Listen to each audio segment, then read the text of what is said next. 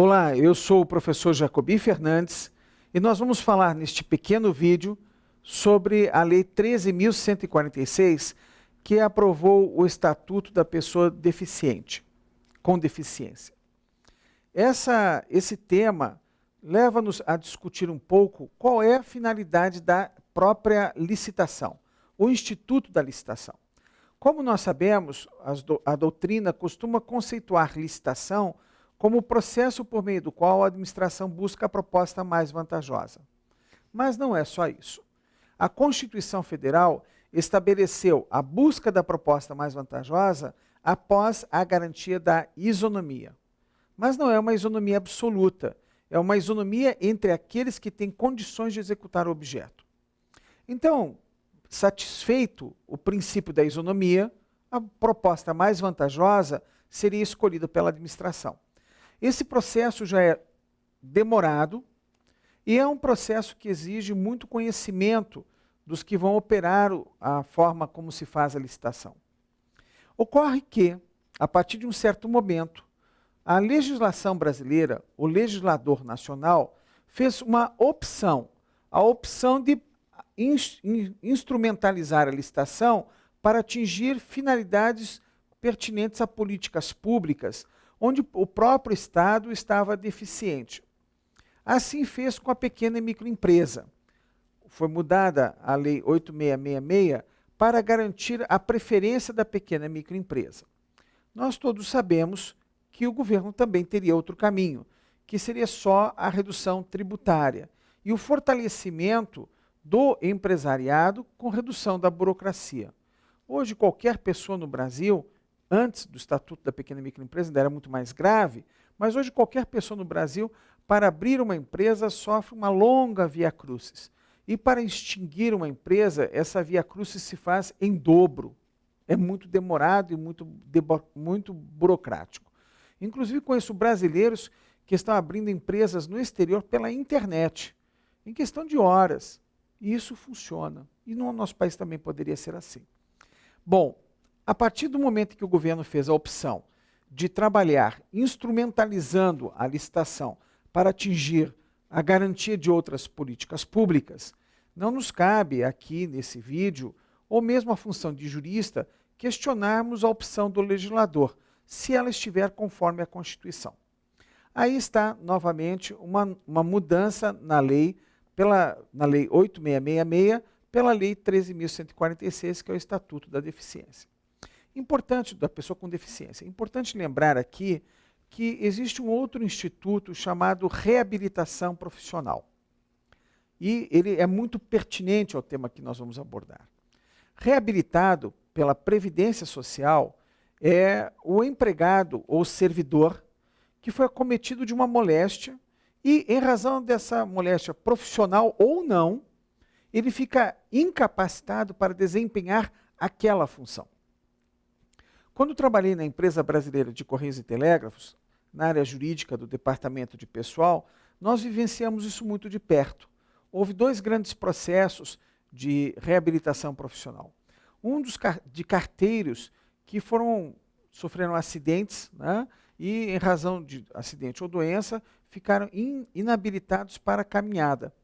Eles foram reabilitados em outros cargos, outros empregos, como balconista e atendente. Então, nessa atividade, essa nova atividade era compatível, ele recebe um pequeno valor do INSS e o salário dele de empregado. Também houve outro grande movimento, que foi a reabilitação profissional dos que foram acometidos por doença profissional da digitação. O digitador, a LER, lesão por esforço repetitivo, ocasionou a impossibilidade de uso dos movimentos finos da mão. E eles foram reabilitados nas funções de recepção, balcão e outras semelhantes que pudessem desempenhar sem esse trabalho fino com a mão. O que fez a Lei 13.146? Ela mudou e inseriu um inciso, o inciso 5, no parágrafo 2º do artigo 3º, que eu passo a ler aqui agora para os senhores. Então, vai ter preferência na licitação bens produzidos ou serviços prestados por empresas que comprovem o cumprimento de reserva de cargos prevista em lei para pessoa com deficiência ou para reabilitado na Previdência Social e que atendam às regras de acessibilidade previstas na legislação. São dois pontos diferentes. O primeiro é que a legislação do Estatuto, o Estatuto agora da pessoa com deficiência, ele estabelece limites a partir dos quais é obrigatório, é compulsório o aproveitamento de pessoas com deficiência. Esse tema foi tratado na lei, no artigo 93, na lei 8.213 de 1991, que dispôs o seguinte: a empresa com 100 ou mais empregados está obrigada a preencher 2% a 5% dos seus cargos com beneficiários reabilitados ou por pessoas portadoras de deficiência habilitadas na seguinte proporção: até 200 empregados, 2%, de 201 a 500, 3%, de 501 a 1.000, 4%, e de 1.001 em diante, 5%. Essa parcela que deve ser dedicada aos deficientes exige da empresa dois fatores. O primeiro, que ocupe o deficiente em função que seja compatível com a sua deficiência. E que ocupe, e aí a empresa também pode fazer a opção de, ao invés de pegar apenas a pessoa deficiente, fazer a eleição pelo deficiente que já foi reabilitado pelo INSS. As pessoas não sabem, mas algumas coisas acontecem no nosso país e são muito bonitas, muito interessantes, muito úteis à sociedade. Por exemplo, eu vi pessoas trocarem a lateralidade, né, das mãos. Né? Nós todos temos a predominância por um lado do corpo, né? E eu, no caso, sou pela mão direita. Né? E imagina, uma pessoa que perde a mão direita e usa só a mão direita, ela tem que desenvolver toda a capacidade no cérebro para passar a usar a mão esquerda. E o INSS faz isso de graça, com acompanhamento médico e de psicólogos. Faz a troca de lateralidade. É um processo um pouquinho lento, evidentemente, né? Porque ele trata-se de um hábito de vida, né? Mas as pessoas podem. Então o empresário pode fazer a eleição. Ou ele vai aproveitar deficientes ou vai aproveitar reabilitados. Importante que essa caridade que a lei colocou e que eventualmente é criticada, deve se fazer com parâmetros de dignidade. Ou seja, eu não posso pensar que eu estou fazendo caridade. Eu estou fazendo aproveitamento de uma pessoa que está com limitação física. E isso também deve ser o pensamento e a diretriz. Por quê? Porque aquele que recebe a caridade nunca vai se desenvolver profissionalmente com a autoestima necessária à superação dos desafios profissionais. Pois, retornando ao nosso tema, o que a lei de licitações agora passa a prever? Passa a prever que vai ter preferência uma empresa que cumpre a lei, e isso é um parâmetro interessante, é louvável, né? Nós não estamos criando uma nova obrigação na licitação, apenas uma fiscalização de uma regra trabalhista e previdenciária. E, em segundo lugar, essa empresa, além do aproveitamento deficiente, tem que demonstrar a acessibilidade pertinente a isso. É necessário, por exemplo, a questão de escadas, que a pessoa tenha acesso, ou por elevador, ou por plataformas, que tenha acesso a todo o ambiente de trabalho. Então não é suficiente apresentar as carteiras de trabalho com os carimbos de reabilitado ou com a comprovação de deficiência.